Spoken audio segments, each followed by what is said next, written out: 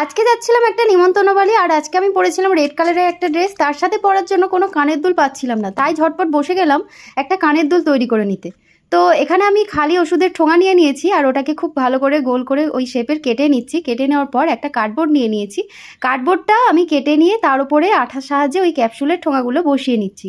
তো খুব ভালো করে আঠার সাহায্যে আমি এগুলো বসিয়ে নেওয়ার পর ওর উপরে দেখো আমি নেল পলিশ দিয়ে কালার করে দিচ্ছি। রেড কালারই করছি, যেহেতু আমার জামাটা রেড কালার ছিল। নেল পলিশের বদলে এখানে অ্যাক্রিলিক কালারও দেওয়া যেত, আমি দিইনি কারণ আমার অতটা সময় ছিল না। তাই অ্যাক্রিলিক কালার দিলে ওখানে আমার বার্নিশ করতে হতো, নয়তো এতটা গ্লসি হতো না। এরপর আমি রেড কালারটা শুকিয়ে যাওয়ার পর একটুখানি আঠা দিয়ে নিয়েছি। 4-5টা আঠা দেওয়ার পর রাইন্স চেন দিয়ে গোল করে ওটাকে খুব ভালো করে আটকে দিয়েছি। তারপরে খুব বাড়তি কার্ডবোর্ডটা ছিল, সেটা আমি কেটে নিয়েছি ওই শেপেরই।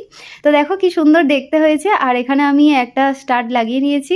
আর দেখো আমার কানের দুলটা একদম রেডি হয়ে গেছে। তো তোমরাও জানিও ভিডিওটা তোমাদের কেমন লেগেছে। আজকে আমার ভিডিওটা এই পর্যন্তই, দেখা হচ্ছে নেক্সট ভিডিওতে। বাই।